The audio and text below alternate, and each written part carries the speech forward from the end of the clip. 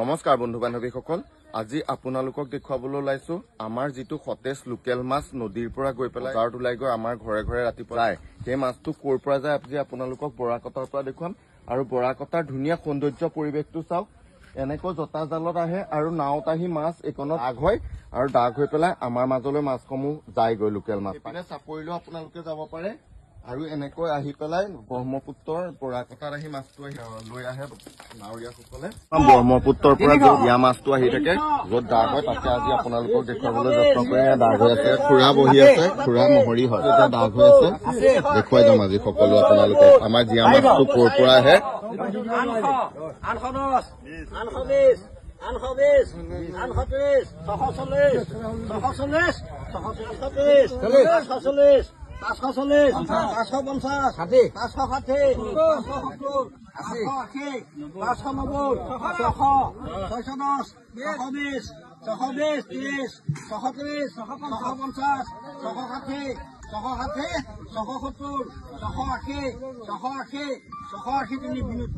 এইখন জেগাখন কি বুলি কব খুৰা?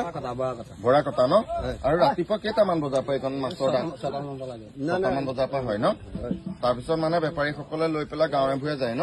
আপোনালোক ইয়াৰ মহৰি ন? আপোনাৰ নামটো জনাব। বিষ্ণু দাস। ঘৰ ক'ত আপোনাৰ?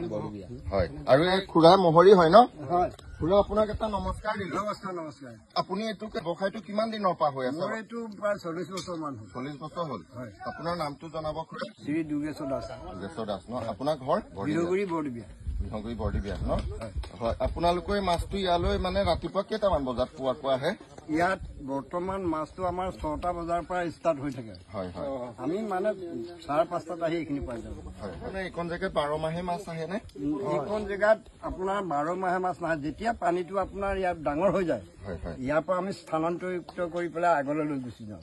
মাজতে পানী হৈ যায়, পানীৰ পৰা মানুহ বেপাৰী আহিব নোৱাৰে, আহিব নোৱাৰাৰ কাৰণে আমি শুকান জেগাত যেনিবা মাছটো। আৰু আপোনালোকৰ যে ইমান বেপাৰী গোট খাই বাৰু? ইয়াত প্ৰায় 60-70 জন মান বেপাৰী গোট খায়। হয় হয়। মানে এইখন জেগাৰ পৰা 60-70 জন বেপাৰী ধৰি লওক ঘৰ চলি আছে হয়নে? ধুনীয়াকে চলি আছে। সঁচাকে বহুত ভাল। ধৰি লওক বিলখন এইটো দাগ হয় ন খুৰা? এইখন বিল দাগ নহয়, এইখন বৰকটা আপোনাৰ 14 চুবুৰী ৰাইজৰ এখনত সকলোৱে মাৰিব পাৰে। হয় হয়। এই বিলখনত আমাৰ অনুসূচিত জাতি বৰদিবিয়া গাঁৱৰ সমূহ জ্বলোৱাই মানে মাছ মৰাত মাছ মাৰে। ইয়াৰ পৰাই জীৱিকা নিৰ্বাহ কৰি পেলাই সকলো জ্বলোৱা আৰু আমাৰ যিহেতুকে মানুহখিনি আমাৰ মাছমৰীয়া মানুহ অনুসূচিত জাতি, সেইসকল ধুনীয়াকে চলি ভৰি থাকে। আজি বিলখন মানে খনন কাৰ্য চলিছিলে আমাৰ MLA দিনত, কিন্তু সম্পূৰ্ণ বিলখন আমাৰ খনন কাৰ্যটো নহল। আৰু এই ফিচাৰীসমূহ যে দেখিছে, এই ফিচাৰীসমূহো তেতিয়াই মানে খনন কাৰ্য কৰা আছিলে। এতিয়া এনেকে বহুত জেগালৈকে আছে, এনেকে এইটো চাইডে এইফালে এনেকে বহুতো ফিচাৰী আছে। জালুৱাসকল আপোনালোকৰ ক'ৰ পৰা আহে? বৰদিবিয়া গাঁৱৰে। হয় হয়। এতিয়াতো ধুনীয়াকৈ ব্যৱসায়টো ইয়াৰ পৰা চলি ৰাইজসকলো চলি আছে, উপকৃত হৈছে। আৰু আপোনালোকৰ পৰা ইয়াৰ পৰা যোৱা সতেজ মাছটো ন গোটেই আমাৰ তেজপুৰ চহৰত মানে বিয়পি পৰিছে। আপোনালোকৰ বেপাৰীসকলেও আমাৰ গাঁৱে ভূঞে গৈ বেপাৰ কৰি শুদ্ধ মাছ তাক লৈ আছে। সঁচাকে বহুত এটা আপোনালোকক ধন্যবাদো দিব লাগিব। আপোনালোকে আহিবলৈ বৰদিবিয়া দলংখনৰ কাষে সোমাই আহিব লাগিব ন? বৰদিবিয়া নেশ্যনেল হাইৱে 15 নং ৰাষ্ট্ৰীয় ঘাটৰ দলংখনৰ কাষেদি আহিলে আপোনালোকে এই জেগাখন পাব। ডাঙৰ মাছৰ প্ৰয়োজন হয়। আমাৰ তাত ইয়াতো ডাঙৰ মাছ তেনেকে উঠে। এটা সময়ত আমাৰ ডাঙৰ মাছ বহুত ডাঙৰ মাছ উঠে, কিন্তু বৰ্তমান এতিয়া এই পানীৰ যিটো প্ৰকোপ হ'ল, আমাৰ জেগাবিলাক ব্ৰহ্মপুত্ৰৰ বহুত জেগা খনন কাৰ্য কৰি লৈ গুচি গ'ল। লৈ যোৱাৰ কাৰণে আমাৰ ডাঙৰ মাছবিলাক এইবাৰ অহা নাই। এনেই আপোনালোকে ইয়াত ডাঙৰ মাছ দেখিবলৈ পালে বাৰু। আমাৰ অকমান দেৰি হোৱাৰ কাৰণে বাৰু ডাঙৰ মাছ আমি তেনেকৈ নেদেখিলো। অহাও নাই ন আজি নহয়, ডাঙৰ মাছটো তেনেকে নাই। মোৰ ফোন নম্বৰটো আপোনালোকক 7664848354। এইটো কৰ্মৰ লগতে জড়িত হৈ আছে ন? আৰু আপুনি এনে কিবা ভাও দিয়ে নেকি বাৰু? লৰালি কালতে মই ভাও দিছিলো। হয় হয়। কিন্তু এতিয়া ভাওনা মই মানে ধৰক মই এতিয়া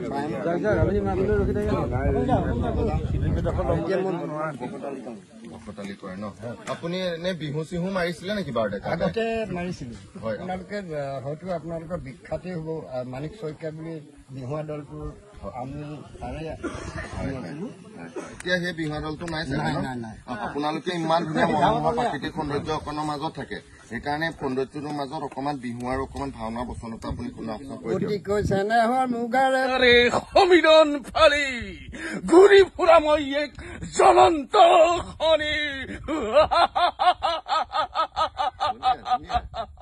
বঢ়িয়া হৈছে দাদা। আপোনাৰ ঘৰ মোৰ আমাৰ ওচৰতে দাদা ঘৰ আপুনি মানে এইটো ব্যৱসায়ৰ লগত জড়িত হৈ থাকো। হয় হয়।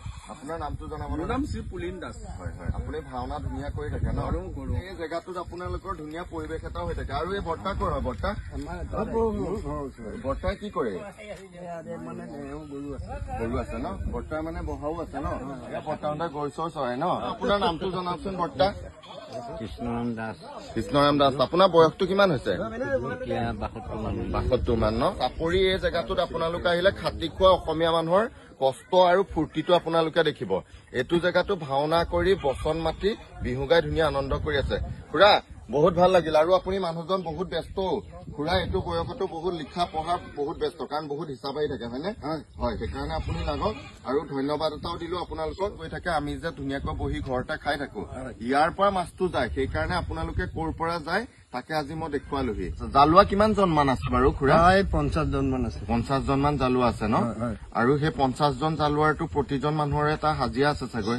হাজিৰা মানে কথা হ'ল কি 50 জনৰ 50খন ঘৰ চলিছে ধৰক। চলিছে হয়। আৰু বেপাৰী ধৰক 50 জন আহিছে যদি বেপাৰীও সেই 50 ঘৰ মানুহ চলিছে হয়। জ্বলোৱা প্ৰতিটো জ্বলোৱাৰে একোখন একোখন ঘৰ আছে। হয় হয়। সেই ঘৰ কেইখন ধৰক ধুনীয়াকে চলিছে। তাৰপিছত 50 জনৰ অধিকো আহে। তাৰমানে আমাৰ ইয়াত মানে ধৰক পুঠিমাৰীৰ পৰাও বেপাৰী আহে, ডিপুটাৰ পৰাও আহে, আৰু আপোনাৰ টুমুকিৰ পৰা আহে। এনেকে গোটেই মানুহখিনি বেপাৰীখিনি আহি ইয়াৰ পৰাই মাছ সংগ্ৰহ কৰি নি মানে সংস্থাপন দিয়াৰ ঘৰখন। ডাঙৰ এটা বাৰু প্ৰতিষ্ঠানো হৈছে। ইমান মানুহৰ মানে জীৱন নিবিকা চলি আছে। আপোনালোকৰ এইখন জেগাত অকমান উন্নতকৈ ঘৰ এটা বনাই লবলৈ আবেদন নিবেদন কৰিছে নেকি চৰকাৰৰ ঘৰত? বৰ্তমান এতিয়া মানে তেওঁক আবেদন দিয়া নাই, মৌখিকভাৱে কৈছিলো 2টা বস্তু আমাক লাগিব। এটা আমাক মানে মাছ বেচা বিক্ৰী কৰিবলৈ বেপাৰীখিনি থাকিবৰ কাৰণে আমাক এটা ঘৰ লাগিব, আৰু এটা পানী দমকল লাগিব। এই বুলি আমি তেওঁক আবেদনখন কৰা হৈছে। তেওঁ কৈছে মই কাম আহিলেই আমাৰ পঞ্চায়তৰ পাণ্ড আহিলে মই এইকেইটা ধৰি দিম বুলি কৈছে। ধৰি দি মই নিজে বনাই দিম বুলি কৈছে। কাৰণ এইখনত ভাল বতাহ ধুমুহাখন আহিলে আপোনাৰ নিৰাপদ স্থান এখন নাই হয়নে নহয়? ইমানখিনি 200-300 মানুহ গোট খাই ৰাতিপুৱা। সেইকাৰণে আপোনালোককো এটা অনুৰোধ জনালো, কাৰণ ইমান ডাঙৰ এটা প্ৰতিষ্ঠান হৈছে হয়নে নহয়? সেইকাৰণে আপোনালোকে এই বেপাৰীসকলৰ জ্বলোৱাসকলক সুবিধা কৰি এটা ঘৰ আৰু অকমান খোৱা পানীৰ ব্যৱস্থা কৰি দিব বুলি তাকে আজি খুৰাহঁতৰ লগত দেখুৱাই গ'ল। আৰু আপোনালোকৰ এতিয়া মাছৰ দাগ হৈ গ'ল চাপৰি এই মনোমোহা পৰিৱেশটোৰ মাজতে। দেখিছে কেউকিনে আপুনি চালে নাও লগাই থোৱা আছে, মাছ আপোনাৰ উভৈ নদী। আৰু এই খুৰাহঁতৰ বহাৰ লাইফৰ পৰিৱেশটো দেখুৱাবলৈ যত্ন কৰা। খুৰা নমস্কাৰ জনালো আপোনালোকে। খুৰা আপোনালোকৰ বহা ঘৰ এইকেইটাই ন? আপোনালোক ৰাতিও থাকে নে ইয়াত? ৰাতিও থাকো, ৰাতিও থাকে দিনতো থাকে ন? মানে শুই পেলাই আপোনালোকে হাতী আহিছে নেকি পৰিৱেশটো চাব পাৰে ন? ৰাতি আমাৰ একেই যায়, আমাক একো দিগদাৰী নকৰে ন? আমাৰ বস্তু নষ্ট নকৰে। ৰাতি যায় এনেকৈ চাই থাকো আমি। মানে ৰাতি শুই থাকোতে এনেকৈ ঘৰটোৰ পৰা চাই থাকিব পাৰি ন? মানে বহা ঘৰ বিলাক এনেকুৱা এটা তৰিকাত বনাই দেই। মানে গোটেই নক্সাটো আপোনালোকে চাই থাকে হাতী গড় কি আহিছে হয়নে নহয়? কাৰণ জীৱনৰো অকণ সংশয় আছে বনিৰা বস্তু। এয়া খুৰাহঁতৰ পাকঘৰ। খুৰাহঁতে সতেজ হেল্ডি মানুহ। কিহৰ কাৰণে জানে? খুৰাহঁতৰ এতিয়া ভাত বনি আছে, লগত এয়া আপোনালোকক দেখুৱাবলৈ দেখুৱাম এই জীয়া নাৰ মাছ। খুৰাহঁতে বহু কষ্ট কৰি এনেকৈ বহা ঘৰ বনাই অকণ সতেজ গাখীৰ অকণ ৰাইজৰ মাজলৈ দি আছে। সঁচাকে আপোনালোকক বিশেষকৈ ধন্যবাদ দিব লাগে। কিন্তু আমি বহুতে নাজানো এই খুৰাসকলৰ কষ্টৰ বিনিময়তে যে বহুত ধুনীয়া শুদ্ধ বস্তু এটা আমাৰ মাজলৈ গৈ আছে। আপোনালোক আহিলে এইসকল খুৰা বৰ্তাৰো খবৰ এটা ল'বচোন বাৰু। টাউনৰ ভিৰ ভাড়ৰ মাজত থাকোতে কেতিয়াবা যান্ত্ৰিকতাৰ পৰা আহি এনেকুৱা পৰিৱেশত এওঁলোককো এটা লগ কৰিব, আৰু খাটি কিবা এটা গাখীৰ অকণ মাছ অকণ পাচলি এটাও নিব পাৰিব হয় নে নহয়? আৰু বেছি মূল্য নাই, মৰম বেছি ইয়াত।